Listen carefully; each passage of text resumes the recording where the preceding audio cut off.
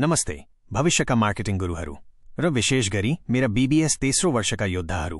तपाईको मार्केटिङ परीक्षा एकदमै नजिक छ र मलाई थाहा छ तपाई अन्तिम मिनेटको तयारीमा हुनुहुन्छ। चिन्ता नगर्नुहोस्, तपाई सही ठाउँमा आउनु भएको छ। आज हामी मार्केटिङको सबैभन्दा महत्त्वपूर्ण अवधारणा मार्केटिङ मिक्स वा 4Ps मा गहिरो अध्ययन गर्दैछौं। यसलाई राम्रोसँग बुझ्नुहोस् र तपाईले परीक्षा पास गर्न आधा बाटो पार गर्नुहुनेछ।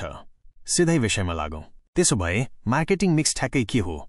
सरल भाषामा भन्नुपर्दा यो मार्केटिङ उपकरणहरूको समूह हो जुन एक कम्पनीले लक्षित बजारमा आफ्नो मार्केटिङ उद्देश्यहरू पूरा गर्न प्रयोग गर्दछ। यसलाई एउटा कुकको रेसिपी जस्तै सोच्नुहोस्। स्वादिष्ट परिकार बनाउन सही सामग्री सही मात्रामा चाहिन्छ। यी उपकरणहरू परम्परागत रूपमा 4 मुख्य समूहमा वर्गीकृत गरिएका छन्, जसलाई प्रायः 4 Cs भनिन्छ: उत्पादन, प्रोडक्ट, मूल्य, प्राइस, स्थान, प्लेस, ग्रेड्स र प्रवर्धन, प्रमोसन। प्रत्येक P-X सफल मार्केटिङ रणनीतिका लागि महत्त्वपूर्ण छ। पहिलो P उत्पादनबाट सुरु गरौं। यो केवल भौतिक वस्तुको बारेमा मात्र होइन। यसमा कम्पनीले बजारमा ध्यान, प्राप्ति, प्रयोग वा उपभोगका लागि प्रस्ताव गर्ने सबै कुरा समावेश हुन्छ जुन कुनै आवश्यकता वा चाहनालाई पूरा गर्न सक्छ। यसका विशेषताहरू डिजाइन, गुणस्तर, ब्रान्ड नाम, प्याकेजिङ, वारेन्टीहरू र बिक्रीपछिको सेवा समेत सोच्नुहोस्। उदाहरणका लागि, जब वाइवाई चाउचाउले चिकन, भेज वा कोरियन स्पाइसी जस्ता विभिन्न स्वादहरू र विभिन्न प्याकेजिङ साइजहरूमा उपलब्ध गराउँछ, त्यो सबै यसको उत्पादन रणनीति अन्तर्गत पर्छ। वा एउटा स्थानीय नेपाली कपडा ब्रान्डलाई विचार गर्नुहोस्। तिनीहरूको उत्पादन केवल कपडा मात्र होइन, यो अद्वितीय डिजाइन, कपडाको गुणस्तर, ब्रान्डको पहिचान र यसले ग्राहकलाई कस्तो महसुस गराउँछ भन्ने पनि हो। उत्पादनको लागि सोध्नुपर्ने मुख्य प्रश्नहरू हुन्: ग्राहक के चाहन्छ? यसमा के विशेषताहरू छन्? यसको ब्रान्ड नाम, प्याकेजिङ र गुणस्तर कस्तो छ? अर्को, मूल्य। यो त्यो रकम हो जुन ग्राहकले उत्पादन प्राप्त गर्न तिर्नुपर्छ।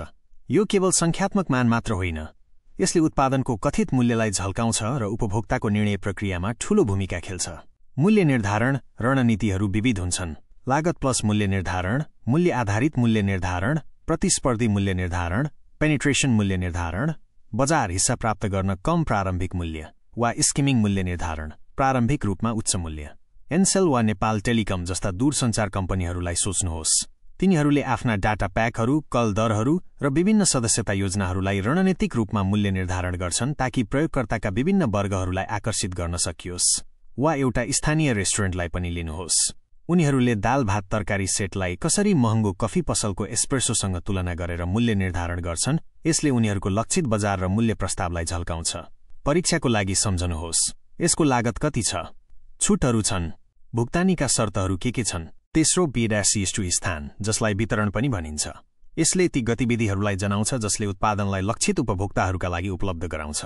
यो सही उत्पादन सही ग्राहकमा सही समयमा पुर्याउने बारे हो। यसमा वितरण च्यानलहरू, थोक विक्रेताहरू, खुद्रा विक्रेताहरू, रसद, सूची व्यवस्थापन, यातायात र कभरेज समावेश हुन्छ।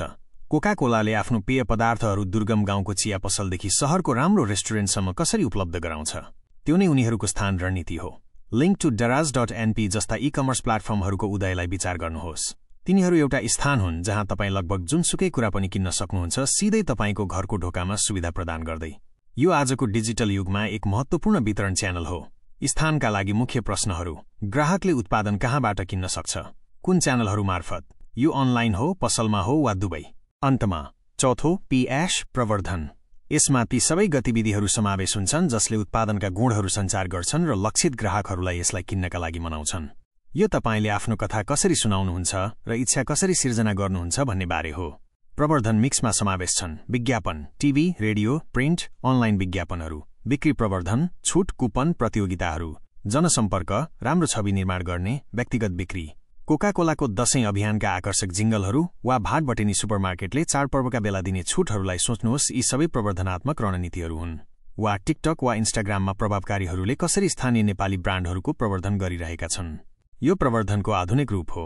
परीक्षाको लागि सम्झनुहोस्, तपाईँ ग्राहकहरूलाई कसरी जानकारी दिनुहुन्छ र मनाउनुहुन्छ। कुन सञ्चार च्यानलहरू प्रयोग गरिन्छ?